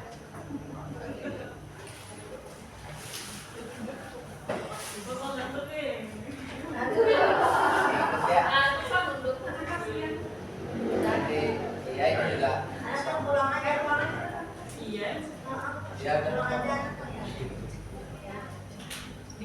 Nanti kita ambil itu baiklah materi yang penting ya.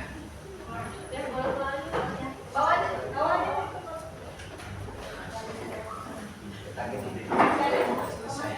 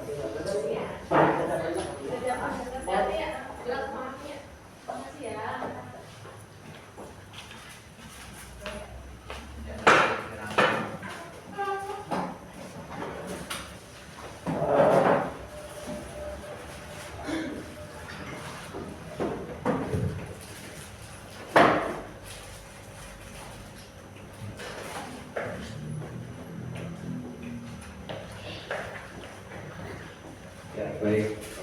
Ibu, lanjutkan kembali ya. Tadi posisi kontrol itu ada penghubung, membuat merasa bersalah, teman, pemantau, dan manajer. Posisi kontrol yang baik, yang paling baik adalah posisi kontrol manajer.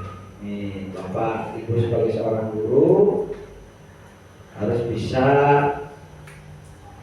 sebagai seorang manajer,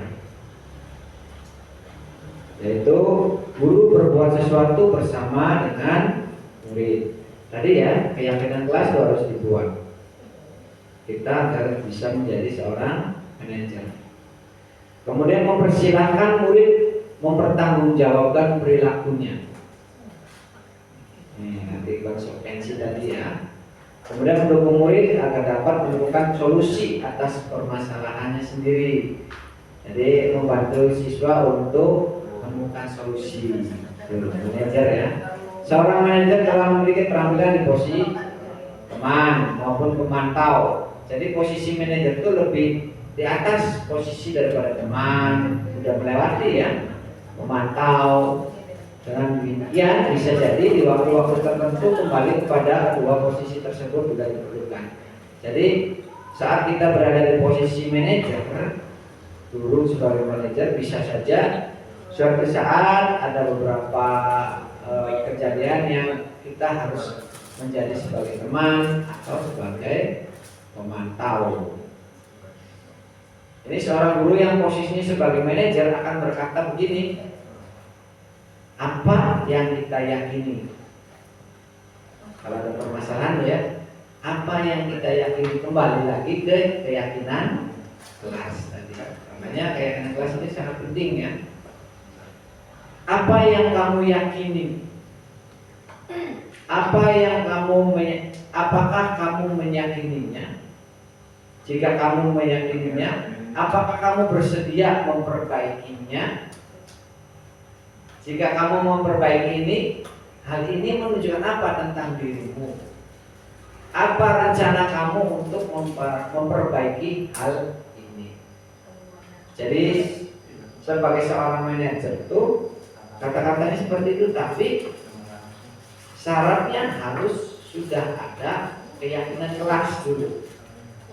Setelah anak menuruti keyakinan, kemudian solusinya diberikan, harus apa yang harus dilakukan, maka itulah fungsi daripada guru sebagai seorang manajer. Dan hasilnya bagaimana? Pada posisi manajer, maka suara guru sebaiknya tulus, tidak perlu marah, tidak perlu meninggikan suaranya, apalagi menunjuk-nunjuk jari ke murid, berkacak pinggang atau bersikap seolah-olah menyesal, tampak sedih sekali akan perbuatan murid, ataupun bersenda gurau menempatkan diri sebagai teman murid.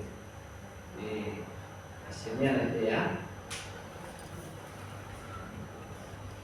Tujuan akhir dari 5 posisi kontrol seorang guru adalah pencapaian posisi manajer. Jadi yang paling baik itu guru sebagai manajer, di mana posisi inilah murid dapat menjadi pribadi yang mandiri, merdeka dan bertanggung jawab atas segala perilaku dan sikapnya yang pada akhirnya dapat menciptakan lingkungan yang positif, nyaman dan aman.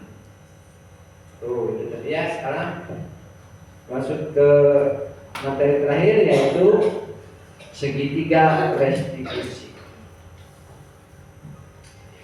Segitiga restitusi adalah proses menciptakan kondisi bagi murid untuk memperbaiki kesalahan mereka.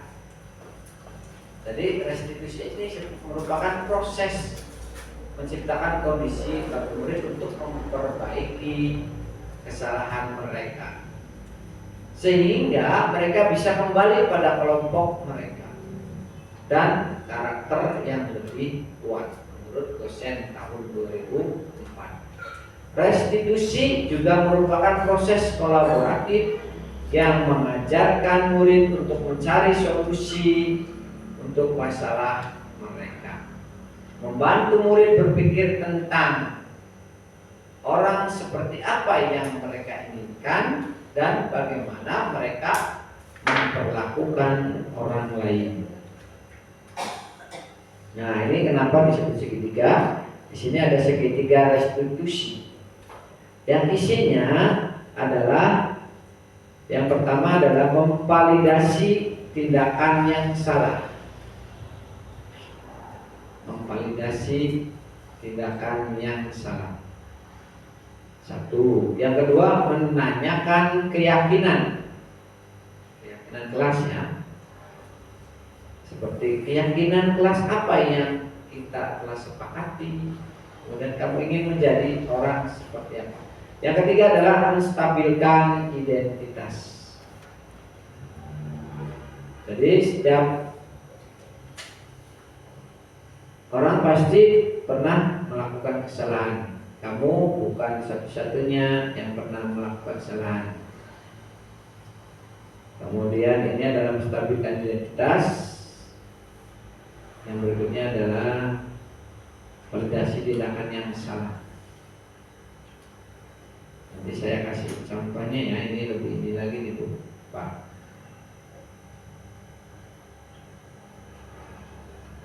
Ya.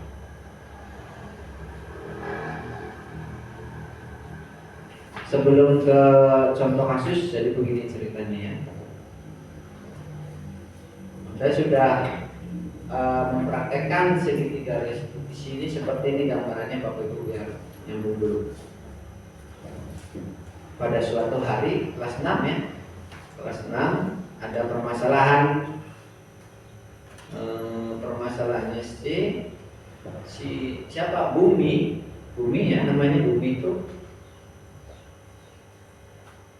mengambil pulpen si Ubay, tapi tanpa izin. Akhirnya si Ubay itu langsung memukul Bumi. Akhirnya rame lah di kelas. Si Ubay memukul Bumi. Akhirnya rame berantem dan kelas itu gaduh. Akhirnya sebagai seorang guru kita harus apa? Yang pertama harus kita jalankan segitiga restitusi ini, yaitu memanggil si Ubay. Ubay dipanggil.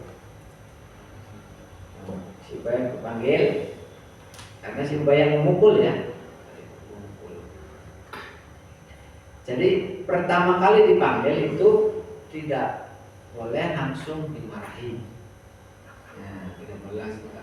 Yang pertama yang harus dilakukan oleh seorang guru adalah kalau mendapat masalah tersebut, menstabilkan dulu identitas. Jadi satu baru dipanggil, menstabilkan identitas dengan pertanyaan yang seperti ini.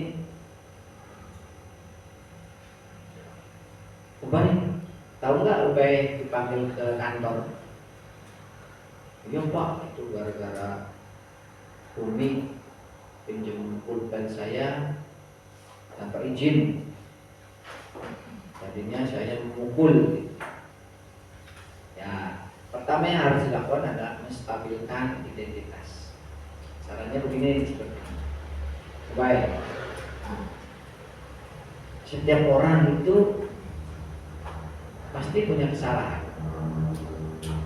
Termasuk Bapak dulu juga punya kesalahan. Termasuk Ubay juga punya kesalahan pasti. Kita bilang, iya Pak. Ini adalah proses menstabilkan identitas. Jadi tidak langsung menjudge ya, tidak langsung memarahi. Tapi itu dulu. Hal ini juga pernah dilakukan Ibu atau pernah hal ini. Jadi menstabilkan. Setiap orang juga memiliki kesalahan.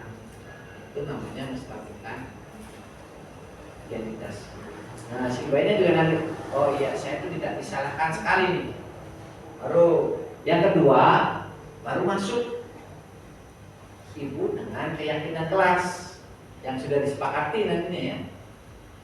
Nah, setelah itu, baik, ingat nggak dengan keyakinan kelas kita? Oh iya Bu, apa?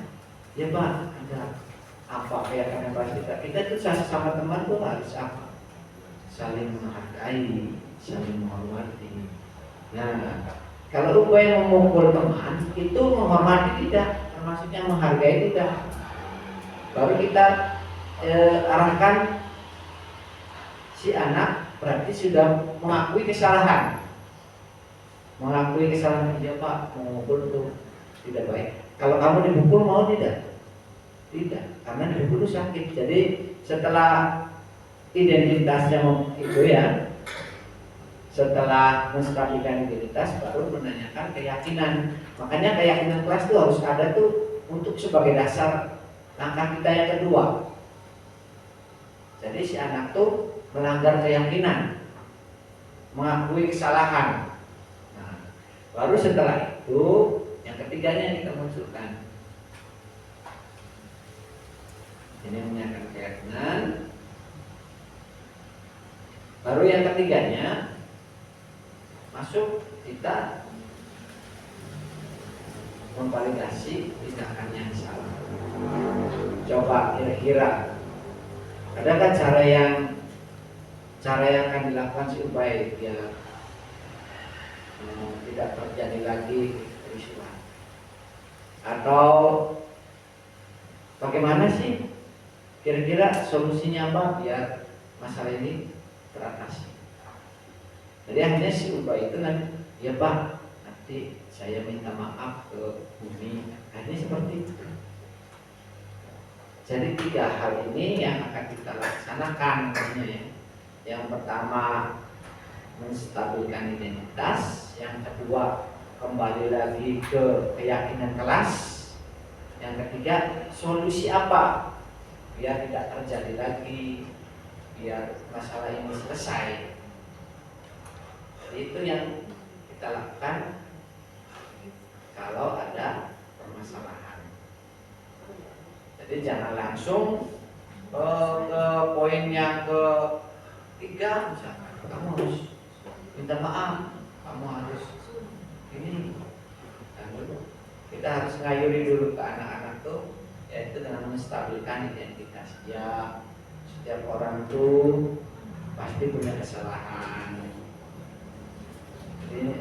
Jadi anak tuh, oh iya, saya ini tidak merasa dimarahi gitu ya. Akhirnya mau, terus kita arahkan ke keyakinan kelas. Ingat tidak, kita punya keyakinan kelas. Keyakinan kelas itu bahwa setiap anak itu harus menghormati, harus menghargai, mengakui juga nantinya. Setelah mengakui, dikasih solusinya.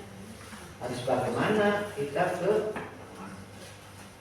oh iya Pak, saya akan minta maaf. Seperti itu.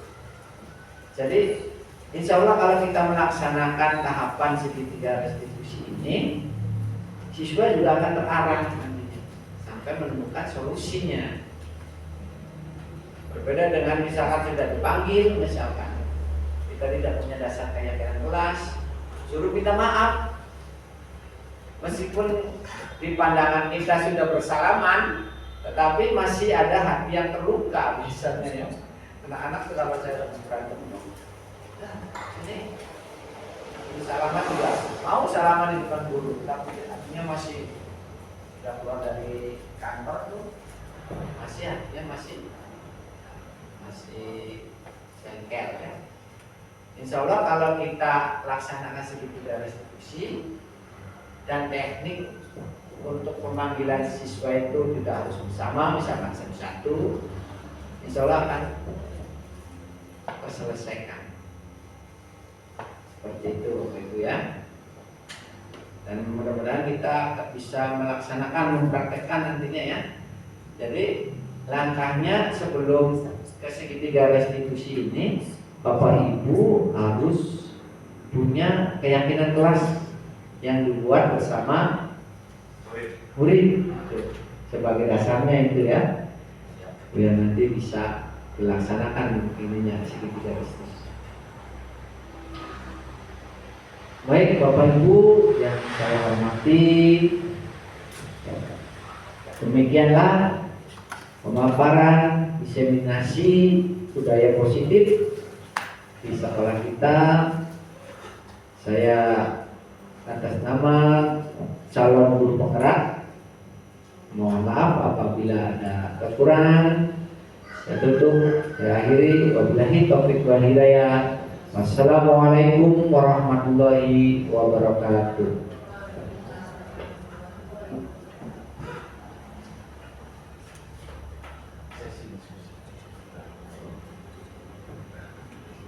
Dibuka sesi diskusi. Maka mau makan dulu?